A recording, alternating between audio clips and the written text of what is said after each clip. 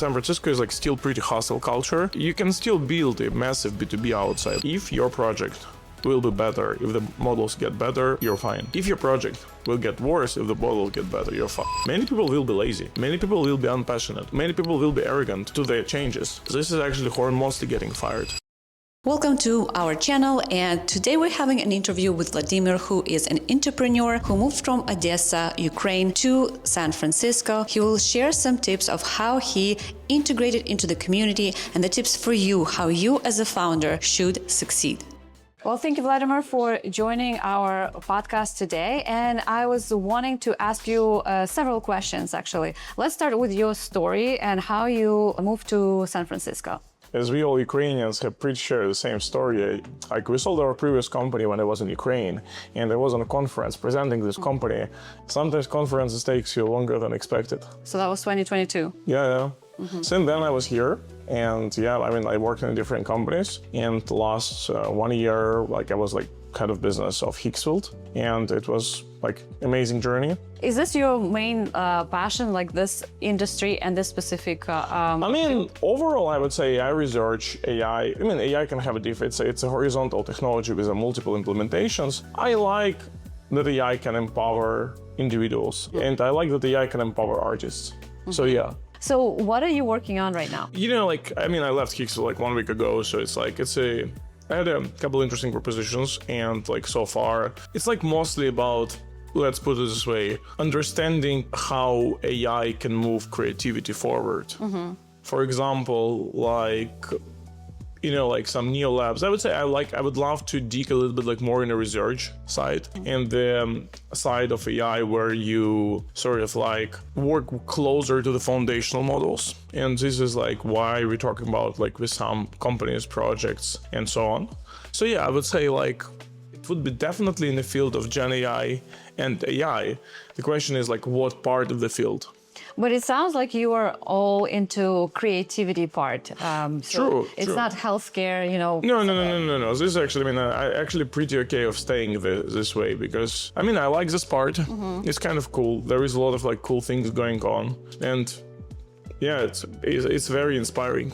I remember getting to know you and meeting you at one of the events, and I feel like everybody knows you here in San Francisco. So for those who are moving to San Francisco, for the founders who are moving and wanting to 10x on their time and optimize on, going to the right events, which I think for a lot of us is a challenge just to find the right event to attend. Otherwise, it's a waste of time. Moving to San Francisco specifically, what are the tips? The first tip is understanding why you want to do this. San Francisco is an amazing city if you're doing certain things, and quite challenging if you're doing other things. San Francisco, you will thrive if what you do synergizates with local ecosystem. For example, if your project will benefit from the point that you can, in theory, go and meet Sam Altman in person, do it here. And there is a lot of projects. So this is why B2B is growing here, B2AI, so-called research labs. There is a lot of projects that benefits from the local ecosystem where you're part of the ecosystem, selling to the ecosystem. San Francisco is definitely a good place to raise money. longevity clearly here. The function health and superpowers strive live here. There is the most biohacking city in the world. So I would say I would try to understand what you're doing. If something in coding and AI coding, if this no doubts, 100%, you will literally meet your clients in a cafes. Let's imagine I just moved to San Francisco. I have a startup, and my startup is B2C. Definitely, it's yours. B2C is hard. Everything is hard, right? If the project is B2C, it will be actually harder to connect. What I actually wanted to mention, that ideal option is to understand who is your clients. Yeah. For example, there is a lot of projects in the latest VC whose clients are other guys who are building agents. For example, if you're building super memory, I have a friends who are building super memory for the agents. Why I would say consumer sometimes is hard to connect, because there is no immediate connection reason. The problem with consumer is there is no immediate connecting reason. So if the best connections are based on potential economical or just any kind of outcome. Because San Francisco is still pretty hustle culture. Everybody's busy, everybody's hustling, everybody's building, everybody's super passionate. You can still build a massive B2B outside, JetBrains, Kotlin, a lot of the things. But if you're doing something, I would say, if your clients are OpenAI, Anthropic, or something like this, or your project benefit from being closer to these guys, no doubts, like zero doubts. Unless very rare cases, if you're like Demis Habazes or something like where you can do this from London, but normally, I mean, if you're a rare case, you don't need to watch this podcast. So yeah, but the point is like, honestly, jokes aside, ideal if you're, so the easiest way to, I mean, San Francisco is extremely open city. There is no, I mean, I haven't seen meritocratically open city than here. Nobody cares where you're from, nobody cares like who you are, nobody cares who's your parents, nobody cares how much money you have. The only people that care about like what you're building, why it matters, and why you're passionate about. That's all. And your vibe sometimes. Yeah, exactly. No, but your vibe matter everywhere. Like, yes, that's true. In like Los Angeles, people will talk, what's your aura? Like, what do you feel like the breathing of a city and all this stuff? People don't like talk about the walk. This is why I don't know what the people are doing in Los Angeles. It's a big question for me. I'm like, how do these people live? Like always, when I go to the Venice, like hundreds of people, I'm like, why? What do you guys do? No idea. Right. OnlyFans, maybe OnlyFans. There's a lot of beautiful people in LA.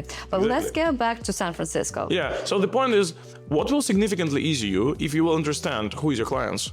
And then, because people are working here, hanging out based on work. I mean, I was yesterday on a party on the top of Twin Peaks. And there was a guy who was vibe coding there with a laptop in the night, in the middle of the night. It was like 11 o'clock. Sometimes ideas come right then. Exactly. Or Adderall kicks, or both. The point is, ideally is understanding who you're going to sell it. And like overall, like who is your friends, who is your ecosystem. I highly recommend, if you can, try to get to any accelerators. 100%. If you can, do this. I mean, YC, South Park Commons, HF0, anything, this will be the best jumpstart in the city you can ever have. Like honestly. Many of these accelerators are serving as a community as a service. Don't miss this chance. If you can, do this. Also, as I say, YC ecosystem, for example, particularly strives if you have something that you can sell to YC ecosystem. If you're doing rockets, it would be hard. If you're doing agents that can be used for other companies, way better. I mean, San Francisco is not a silver bullet itself. It can significantly increase your chances in a certain fields, like significantly. There is a big movement here. I mean, if previously everybody was doing B2B SaaS, currently is actually not that sexy. Currently is like, you know, deep tech, mill tech, I don't know, some different like rare metals refineries. So there is a lot of bunch of things. As we're starting series of interviews of founders, I recommend you subscribe for our channel to follow our workshops that are in person and online. Many of the startup founders we interview actually have our students from Upskill PM who intern as product managers. Check upskillpm.org and sign up for the next upcoming workshops. All right, now that you are on your own right now, I'm sure you have a million of different ideas. If you were to start a startup today and you had the funding, what would it be? I mean, I would start it already. It would be something related to the Gen AI. But let's see. I mean, I don't have like a particular answer. That's why I am in exploration. There is overall a lot of like cool things happening. Yeah. All right. So anytime we talk about predictions with people, some see a more utopian, some see a more dystopian picture. I think it's a mix, but I'm curious to hear what is it that you see for the next 10 plus years happening? I see a more realistic version. I mean, it's like, first, like nobody can see what happens in 10 years. Like, I mean, like this is bull. I mean, like 10 years, like the current horizon of planning, it's like nobody knows. Even like 2 years is hard. If you're building the project, bet on a point that AI models will be better. This is what I learned from like our investors and so on. Like, if your project will be better, if the models get better, you're fine. If your project will get worse, if the models get better, you're fine. If you're understanding that your project will be killed because the models will get better, don't do this. This is a bad idea. So if you understand that currently you're doing okay, but if the models will do like 2 times better, then you'll do 2 times better. That's the spirit. Exactly, because AI is absolutely stunning in a quality of the code and so on. So they will, and also we are very early. We are very early outside of San Francisco. Like nobody knows about what Claudebot is. They don't know why we have they don't know why we have a mark shortage. I would bet on three things, honestly. Instability. We're entering an era of instability. It's not about also dystopia and utopia. And it's just it is what it is. We're entering the era of wars. We're entering the era of regionals and in-regional instabilities. Will AI help? Yeah, of course. I mean, we all have seen the story of Pentagon contracts of OpenAI and Anthropic.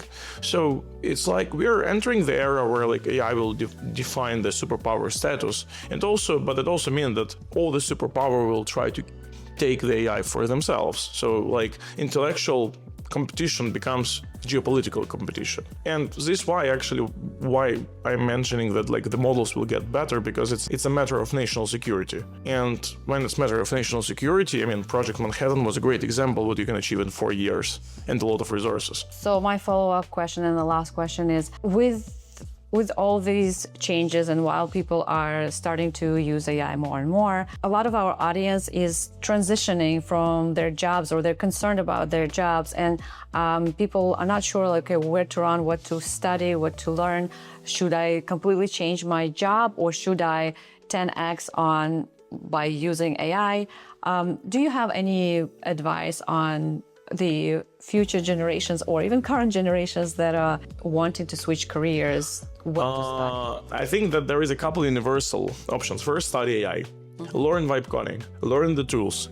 Whatever you do, you're a doctor, I don't know, physician, you're selling the dog collars, or you're petting the dogs. It will help you in any career. This is just spend, I don't know, a weekend with a coffee to understand what the fuck is going on. Just dig deeper, understand what are the models, listen the Carpathy or Susbecker interview. It will significantly help you, because it will put you on an upper position even to your boss. There is a chance that your boss don't know what the fuck is going on, and you'll be the guy who will tell him. This is a big win in anything, especially in traditional industries. Second, be passionate.